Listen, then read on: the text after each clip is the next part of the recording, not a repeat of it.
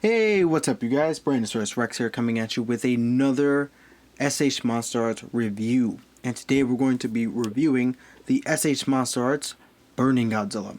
So before we take a look at the figure, the accessories, and the box, let's go over the history of Burning Godzilla. So the history of Burning Godzilla, or how Godzilla became Burning Godzilla, heavily relies on Godzilla versus Space Godzilla, the movie.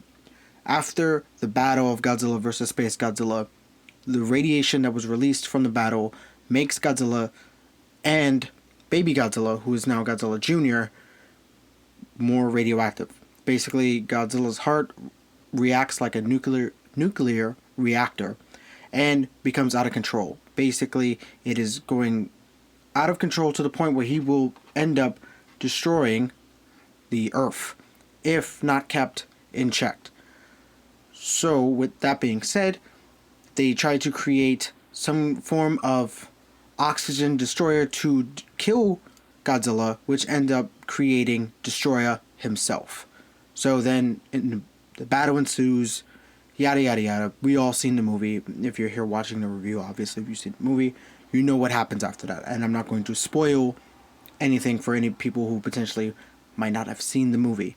So, with that being said, now let's move on and take a look at Burning Godzilla's fantastic box, which I actually really like.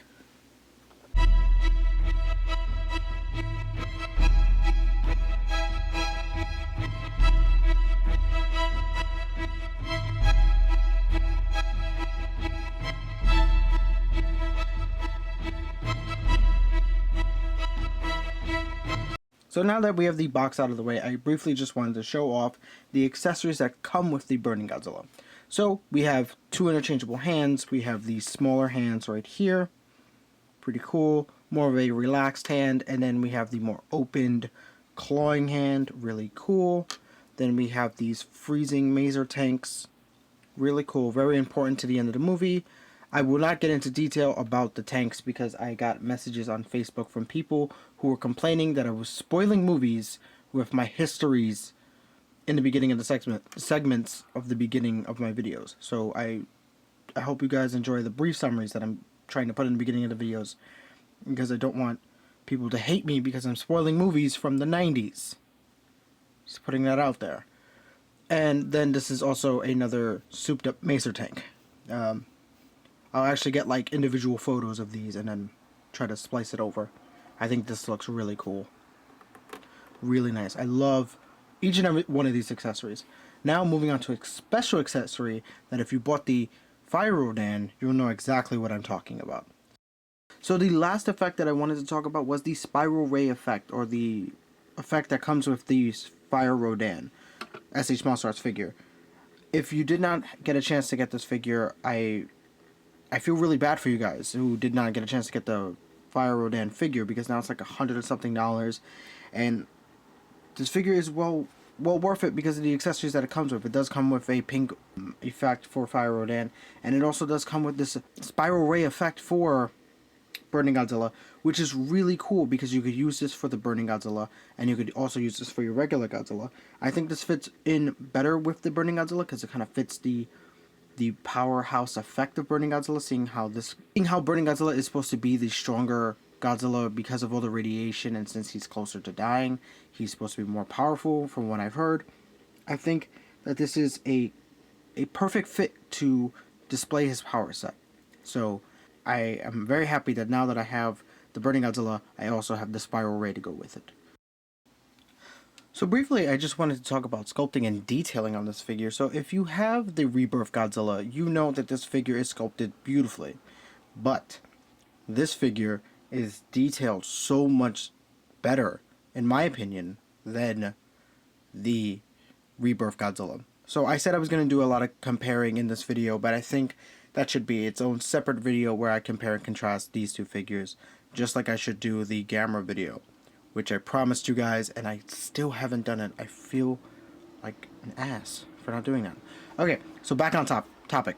So this figure is a whole different animal to the Rebirth Godzilla. This has so much more detail and so much more bang for your buck. This figure was actually more money when it actually came out.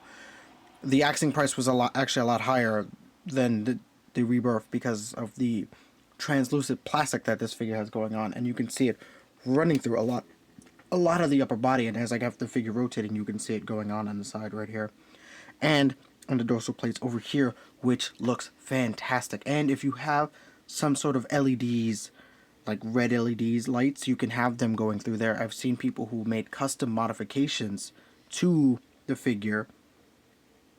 Ha!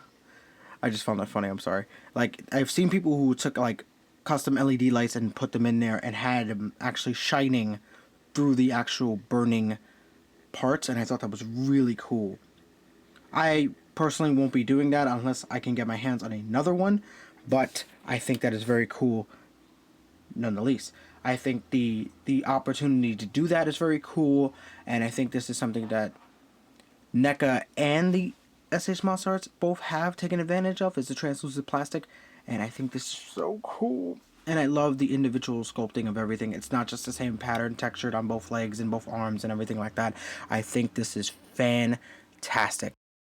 One thing I will note, this is something that will be kind of a minor gripe in my department, is this is on the suit itself, and it's nothing against the SS Monster Arts or anything like that, but the transition from white spikes to the red is very sudden. It goes bam to bam. You know what I'm saying? It's just like, it goes from these orange, red to the white.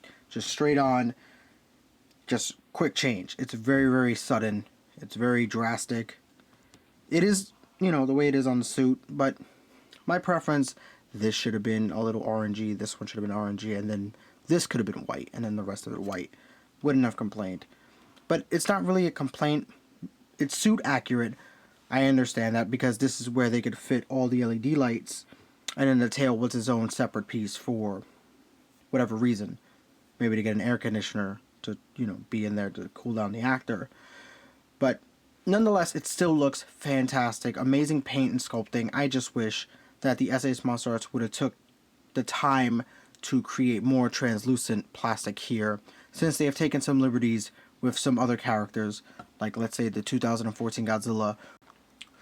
So lastly, for detail, I wanted to talk about the face sculpt on this figure and how angry and brutal this figure looks. He looks so angry and so brutal, and it's something I love, because this Godzilla was almost at his end. This was a Godzilla that was ready to die, and it shows so presently on his face.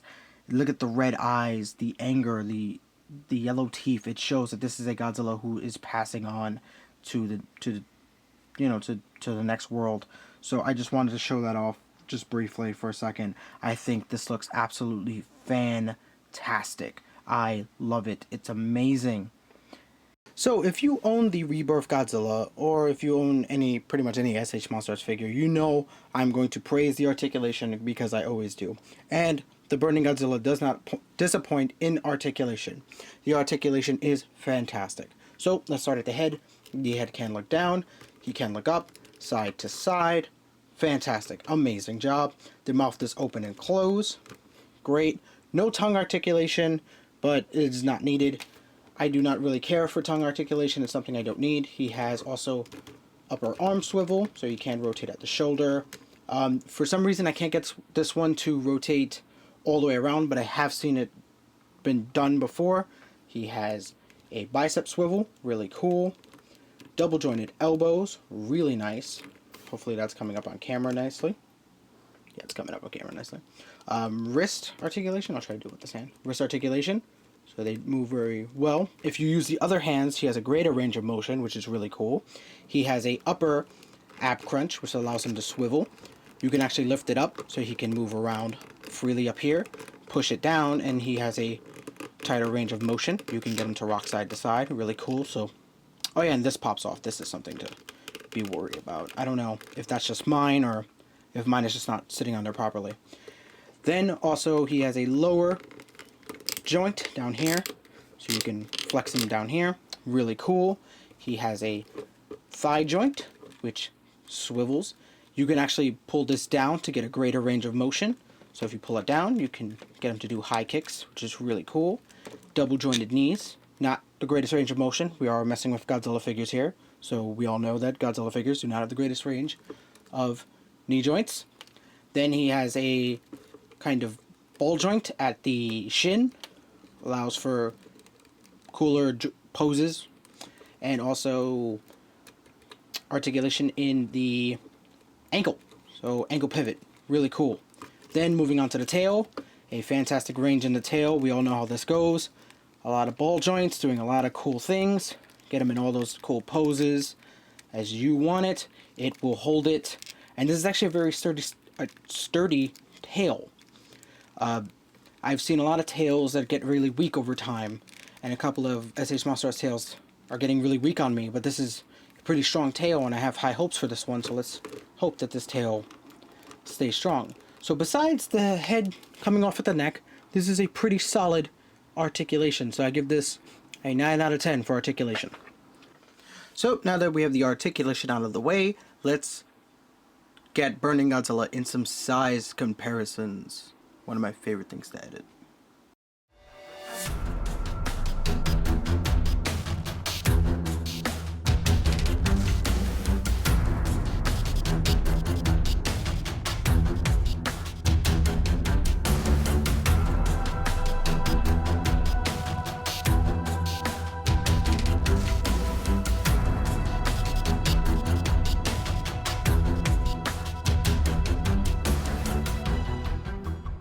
So now that we have the size comparisons out of the way, I just wanted to wrap up this review really quickly and just say that this figure is fantastic.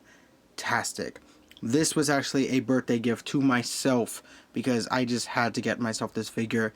It was on my list of figures that I had to get from the S.H. Monsters line, so I just had to do it. I had to pull the trigger, and with the seller actually selling this to me for the actual price that he paid for it and not the aftermarket prices of like $180 and up that I've seen this figure go for, which is very scary because I would not want anybody paying way more for this figure than is needed, because I've seen people actually complain to me personally that this figure is way overpriced nowadays, and it's actually quite sad. So with that being said, I'm going to give my rating of, like always, pretty much to get this figure, if you can get it, for some type of deal. If you have a friend who is selling his S.H. Monsters collection, and I don't know why they would do it, those people are fools, rob them blindly. No.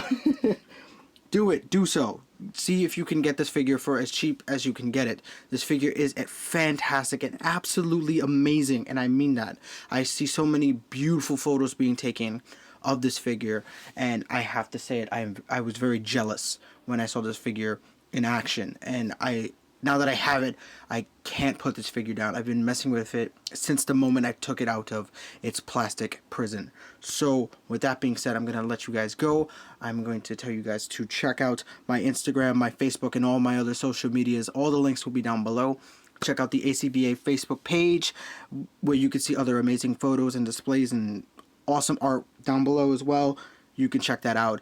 And that's it. So enjoy the photo gallery, and I'll see you guys next time. Peace!